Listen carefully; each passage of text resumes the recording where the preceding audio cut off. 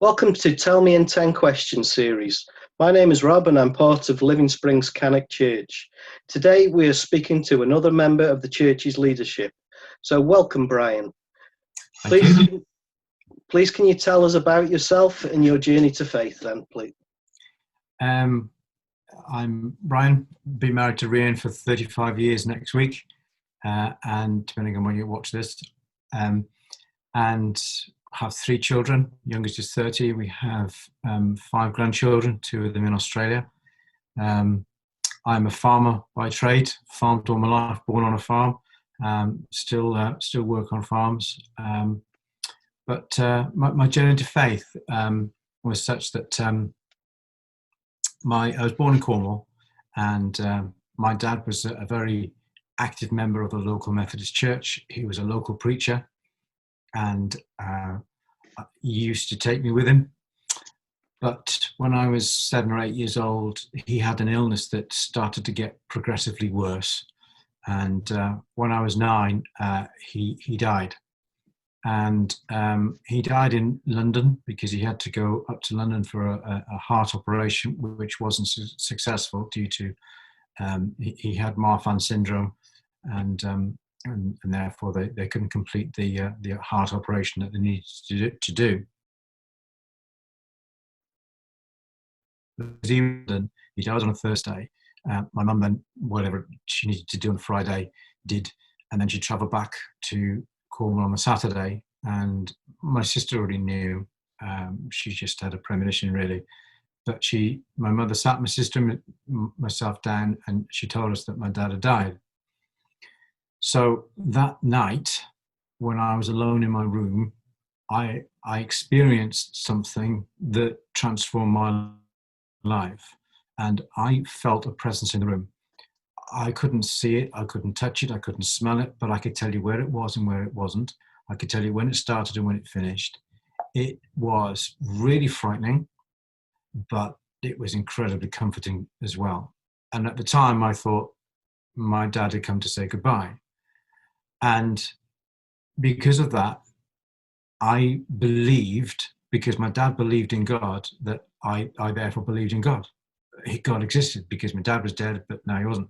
Now, whether my dad had come back to say goodbye, whether it was an angel, whether it was God himself, I really don't mind. It's all the same thing at the end of the day, in that sense of experience to me. So, as a 9-year-old, life went on. When I was 11, my mother remarried a Welsh teacher, and strangely enough, there's not a large calling for Welsh teachers in Cornwall. So we had to move, of all places, to Wales. And the new marriage, even before they got married, just didn't work out well. We ended up living as 2 separate families in the same house. As siblings, we actually pretty much all got on. My sister, myself, my stepsister and stepbrother. But we had a rota of what room we could use when at one time. And, you could use, I think you could use the lounge and the downstairs toilet, but you couldn't use the bathroom. And if you could use the bathroom, then you couldn't use it was to keep the 2 families apart. We had separate cupboards, and my mother and stepfather, they just did not get on. And I was still grieving the loss of my dad, and I never had any counselling. Nobody ever talked to me. Dad was dead. That's it. Get on with it. And moving Cornwall had as big an impact on me as my dad dying, because I loved farming so much, and and my mother wanted to get me away from it. And so when I was 14 years old, I was going to school. My mother had tried to kill herself. I came home and found a suicide note in my slipper, and my stepdad had found her and got it all sorted. But that was the atmosphere I was living in. And I went to a school in year, what do they call it? It was year 9, which is, I can't remember what it is now. The year 9. And the only place that was warm and dry for boys of my year to go to was to a Christian Union. And the Christian Union was a little club run by the scripture teacher, who was a Plymouth Brethren man. And I went along because my friends went along, but I had a head nod. I believed in God, but I didn't understand what this man was talking about. But I knew he was right.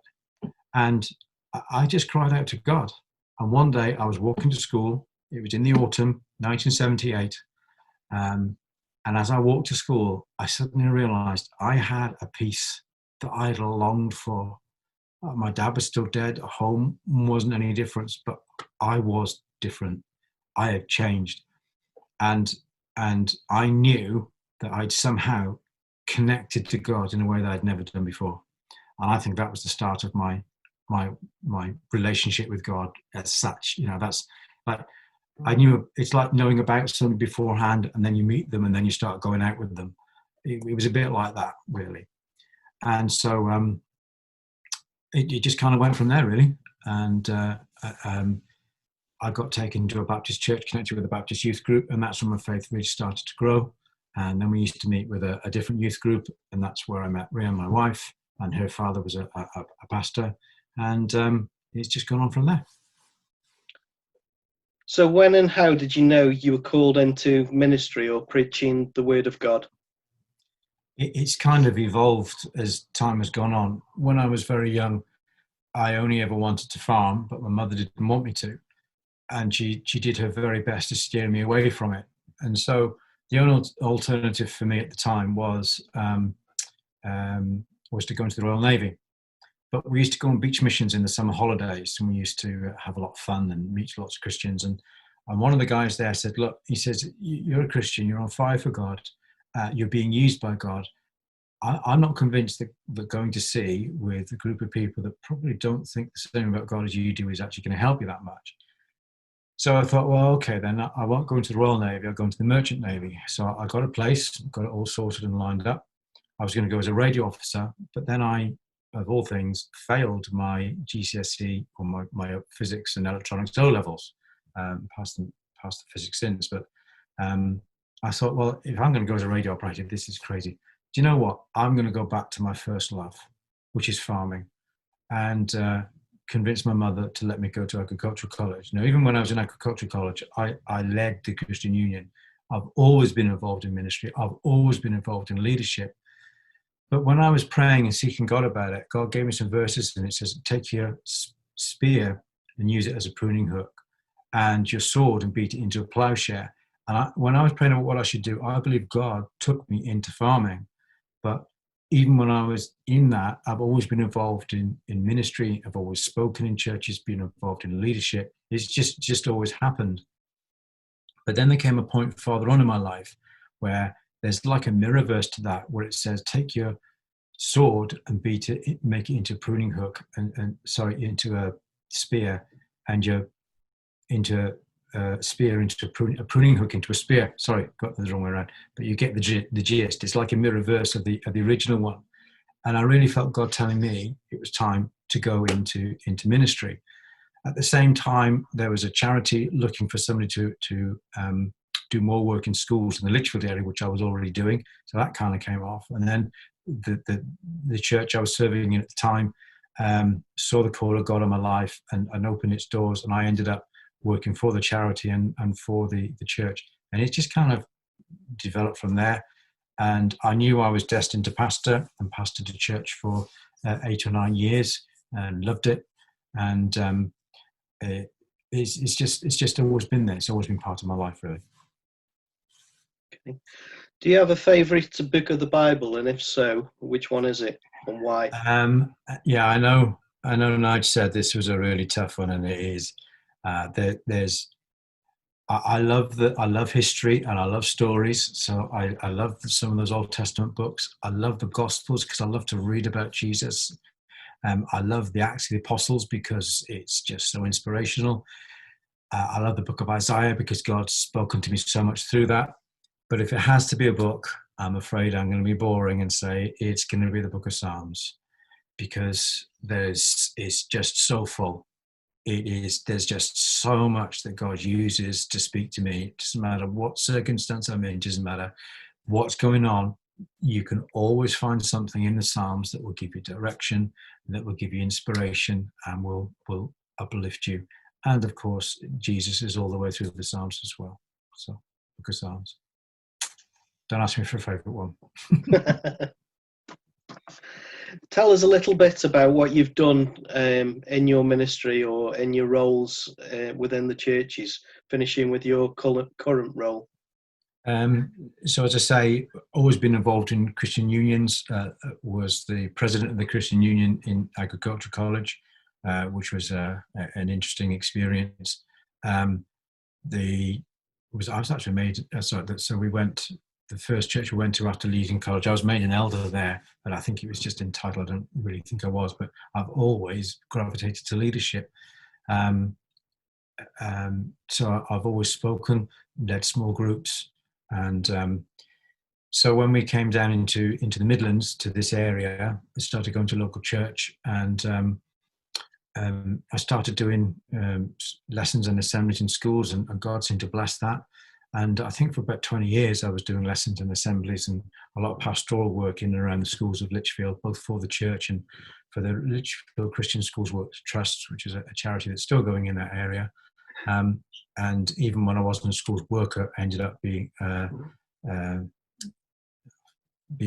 part on the trust and leading the trust and that type of stuff. I've been a chair of governors as well for a special school in Lichfield. So it's always been there, and it's always been evident. So I've always because I've always had working for a church and a charity, you're not going to get rich doing those things. So I've always had to pay the bills, and I've always valued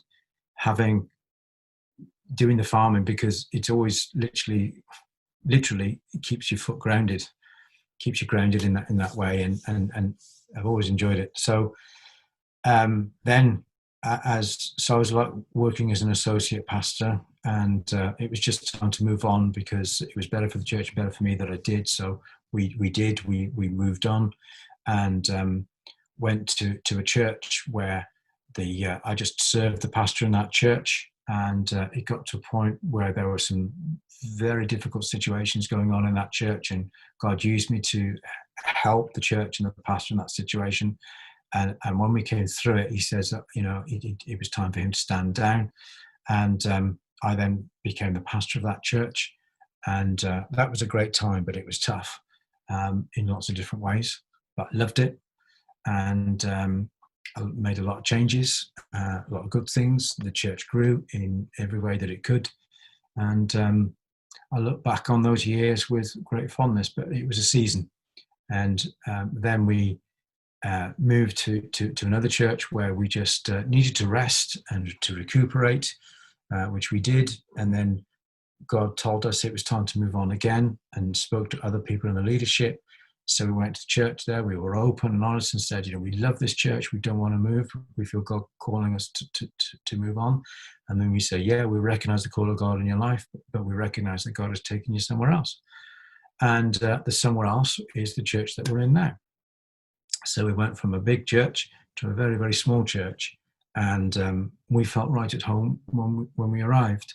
And I think the first thing we were called to do is just to bring a little bit of encouragement and hope at a time when the church was struggling a little bit for those things. And since then, the church has grown and going on in many, many different ways. What do we do in the church now? My wife and I lead a life group. I just act as a kind of to bring an opinion and a bit of I've been to Bible college and done some training and have experience. So I think I bring those things to the leadership, but I don't have a vote, and I'm perfectly happy with that. I don't, like Nigel. It's not a title. It's not anything about that. It is just actually I've got something I can. It's of use to other people. So I speak sometimes when COVID allows and things like that in the church. And other than that, we're just there to nurture and help people. But our lives outside the church are fairly full. We foster 3 young people, and we also breed dogs. And I see those 2 things as calling on our lives as well. They're not directly church related, but I do believe that God's called us to do those things, and he's blessing us in those things too.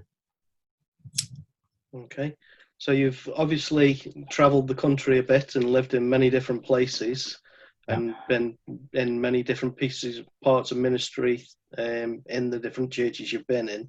Yeah. So in all that time, who has influenced you most in your ministry and in your faith aside from Jesus?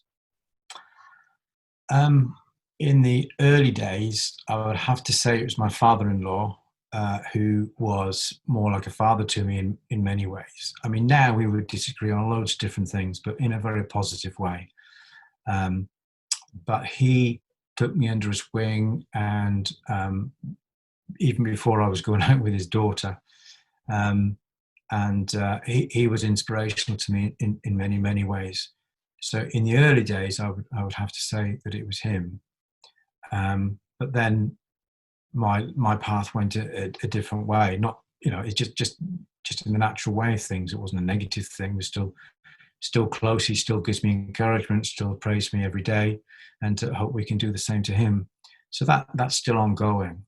But probably there is one other person that I've only met once, whose ministry in terms of what God has used to bring to the church in terms of music, in terms of teaching, and even though I don't always get all the teaching and probably wouldn't always agree with all of it, I think overall the ministry of Bill Johnson has probably had a very profound effect, because out of that has come Jesus culture, and out of that has come, sometimes it's not the direct teaching, it's the attitude, and it's the honouring nature of it, and the people I've met through it, different things like that. So in latter years, I would have to say Bill Johnson, that I've only met once.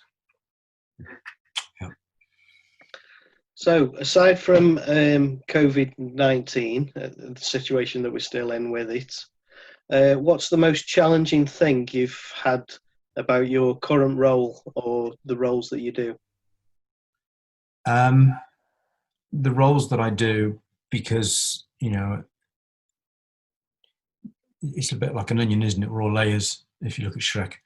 And therefore, it's very difficult to separate things out. I mean, in terms of the church, it's just time, really, because we are busy. I think the biggest challenge for me is the emotional stress of probably having 3 foster children all the time. The standards that are exacted on you, the fact that people with great authority sometimes pull in different ways. And so, we don't come into conflict very often with the authorities, but we're, at the moment we're in a bit of a conflict situation where we've got all social workers saying one thing and one person saying another, but the one person saying the other's got a lot of influence. And you kind of get sat in the middle with the COVID stuff. Effectively we're in the 4th summer holiday, and having 3 individuals that are not related to each other but living under the same roof. It's been tough. It's been very, very tough emotionally. And you pour your heart and your soul into these young people, and sometimes it literally gets thrown in your face or beaten into you. Both my wife and myself have been attacked physically, myself fairly recently. And it's tough. But when it's a calling, you got to do it. You cannot not. You can't do anything else. You have to follow through with what God says. So it's all part of a big thing. But even in those times, it's not like what I give to the church, it's what the church gives to me. Because there's people in the church, they're just so encouraging, and I know they pray for us. I know that we can have a laugh and a joke, and we can just be ourselves, and we have a great life group. I know you have a good life group, Rod, but we have a great life group too, and just love the people in it. And it's I feel it's a bit unfair of that question in some ways. It's not like, what was it, JFK, it's not, don't ask what your country can do for you, but what you can do for your country. It's a bit like that, really. It's what the church does for us. I don't feel that we do as much for the church. Okay. What's the most enjoyable thing that you do in your current role? Most enjoyable thing that I do in my current role, and I do love communicating. I do love speaking. I love connecting with people. I love the church generally. Love being with people. Love being part of their journey and their story.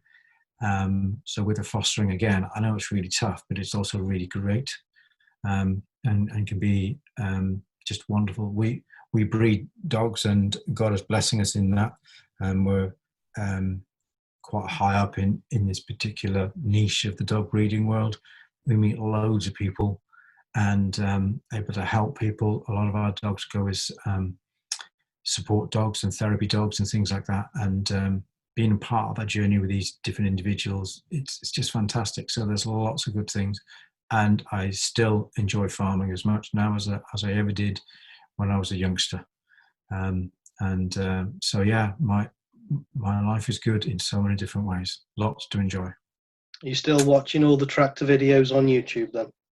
Not all of them, because there's too many, but I watch some. I love them. If you could go back in time to when you started out in faith or ministry, what piece of advice would you give to your younger self? I think probably it would be to work out what God is saying and believe that and go with that. I have believed lies about myself. Some lies have been well-intentioned lies, like, somebody said, "Oh, after my dad died, well, you're the man of the house now," and therefore, when things went wrong, I took that responsibility, which then had quite a detrimental effect on my life. It wasn't, God wasn't telling me that, and it was a well-intentioned comment. It wasn't a negative comment in that sense, but it just illustrates that I can listen to things that aren't true, that either I assume other people think or other people actually say or whatever. My advice would be find out what God says and just hold on to that and believe that, and don't let the other things influence you as much. Mm. Moving on from the current situation with COVID-19 that we're still in, what challenges and opportunities do you see for the local church? In many ways, the challenge to the local church isn't any different pre-COVID, post-COVID, during COVID. It is to, within the church is filled with lots of different people, and those different people have different jobs, different roles, different callings. And your makeup is kind of fashioned to your calling. So in many ways, the challenges are consistent. It's just the circumstances change. So for me, I think the challenge is, I really miss being with people. And I know that a lot of the virtual stuff is going to continue post-COVID, but there's no substitute for a hug. There's no substitute for seeing the whole expression on somebody's face there and their whole body language, which you can't get as much remotely. Although I accept a lot of remote things are going to continue and they're very convenient, and I'm fine with whatever happens, whatever moves forwards. But for me, the passion is to enable us to connect with God, to worship God in a way that touches his heart, and to really be at one with him. And I think that challenge is consistent, stays the same. Okay. So when COVID-19's over, if there's a virus, if there's a cure, whatever it is, yeah, do you think we will go back to doing church the same way? I think, as I've alluded to already, I think some things will be different. I think some things will stay different, but people's basic need, I think, we need touch. We need to be together, not just virtually. We need to sing and we need to worship. And so, yes, I think that some things will be different. I think some meetings don't need to be face-to-face. I think some meetings are much better off being virtually. They save on time and convenience and everything else. But there are some things I think we will have to go back to how they were, simply because they're not as effective virtually. So to answer the question, yes, some things will be different for the better, but I think that some things will need to stay the same as well. Whatever that looks like, we'll see. Okay. Thank you very much, Brian, and we look forward to the next set of questions in Tell Me in 10 with whoever we interview next. Thank you.